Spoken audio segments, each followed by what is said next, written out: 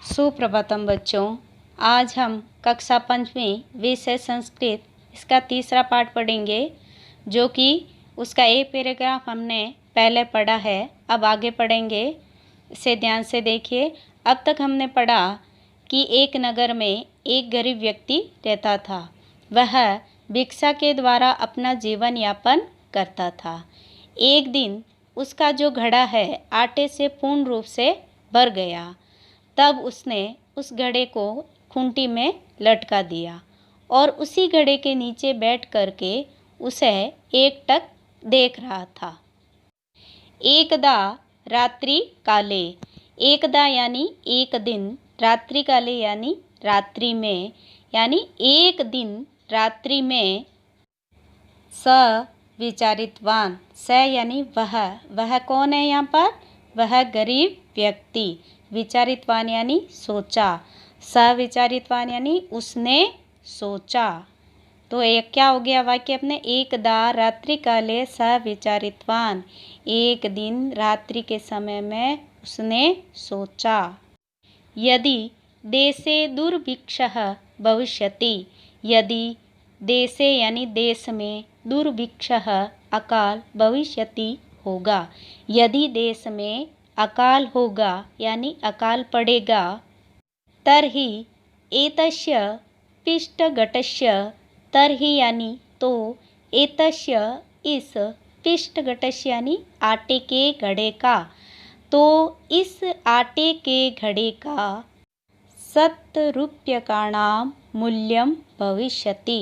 100 यानी 100, रूप्यकाणां यानी रुपये, मूल्य यानी कीमत होगी, यानी इस घड़े की 100 रुपये की कीमत होगी।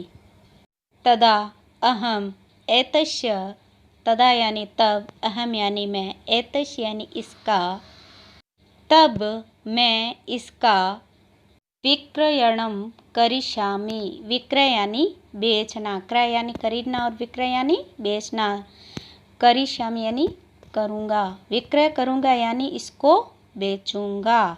तो क्या हो गया? तदा अहम एतस्य विक्रयणम करिष्यामि, तब मैं इसका विक्रय करूँगा यानी इसको बेचूँगा। तेन धनेन अजद्वयम च, तेन यानी उससे, धनेन यानी धन से, अजद्वय, अज यानी बकरी, द्वय यानी दो, च यानी और उस धन से 2 बकरियाँ क्रेष्यामि, क्रय यानी खरीदना, क्रेष्यामि खरीदूंगा। कालांतरे तेन, आगे चलकर, उनसे, कालांतर यानी आगे चलकर, तेन यानी उनसे, अज समूह एव भविष्यति, अज यानी बकरी, समूह यानी झुंड, एव यानी ही, भविष्यति यानी होगा। अज समूह एव भविष्यति, बकरियों का समूह ही हो जाएगा, यानी उसने कहा कि उनसे मैं 2 बकरी खरीदूंगा और उन 2 बकरियों से मेरे पास जो है बकरियों का झुंड हो जाएगा। अनंतरम अज समूहस्य, अनंतरम यानी आगे चल करके, अज समूह यानी बकरियों का समूह, विक्रयणम करिष्यामि, विक्रय यानी बेचना, तो बेचूंगा। ये कह रहा है आगे चलकर बकरियों के समूह को विक्रय करूंगा या बकरियों के समूह को बेचूंगा। महिषी च क्रेष्यामि, महिषी यानी भैंस, च यानी और, क्रेष्यामि खरीदूंगा और भैंस खरीदूंगा।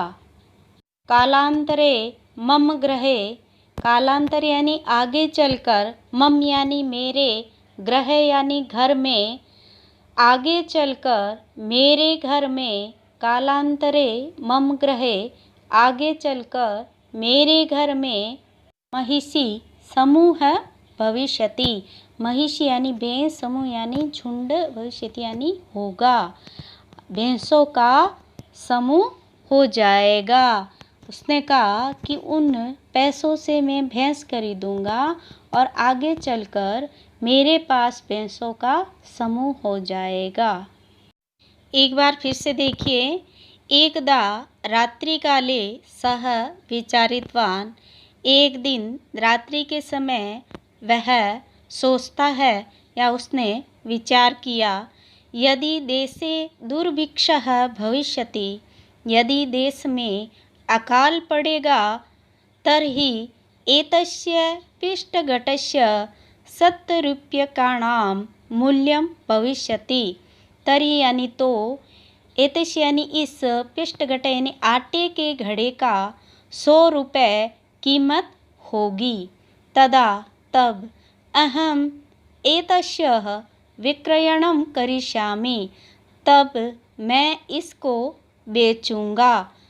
तेन धनेन अजद्वयं च क्रेष्यामि, तेन यानी इस धन से अजद्वयम यानी 2 बकरियाँ खरीदूंगा, और इस धन से 2 बकरियाँ खरीदूंगा। कितने बकरियाँ खरीदूंगा? 2 बकरियाँ। कालांतरे तेन अज समूह एव भविष्यति, आगे चलकर इनसे बकरियों का समूह ही हो जाएगा। यानी ये जो बकरियां खरीदी है, इनसे आगे चल कर के मेरे पास बहुत सारी बकरियां हो जाएगी, यानी बकरियों का एक समूह हो जाएगा।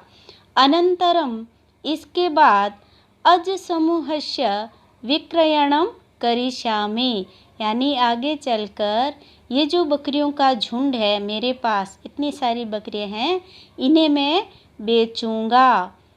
महिषी च क्रेष्यामि, च यानी और भैंस खरीदूंगा। कालांतरे मम गृहे महिषी समूह भविष्यति, आगे चलकर मेरे घर में भैंसों का समूह हो जाएगा, यानी मेरे पास बहुत सारी भैंसें हो जाएगी। ठीक है, इस पाठ को आप फिर से पढ़ना। ठीक है, समझ नहीं आए तो इसको वापस सुनते हुए फिर से पढ़ने का अभ्यास करना है। अब हम जो है आज का गृह कार्य देखेंगे। आज के गृह कार्य में आपके एक तो शब्दार्थ हैं जो पाठ के कुछ रह चुके हैं, और उसके बाद जो पहला प्रश्न है, प्रश्न क्रमांक 1, वो 2 आपको अपनी कॉपी में गृह कार्य क्रमांक है 11 और दिनांक है 17 लगाते हुए व्यवस्थित रूप से करना है। ठीक है, एक बार हम शब्दार्थ देख लेते हैं। शब्दार्थ दौरान करेंगे।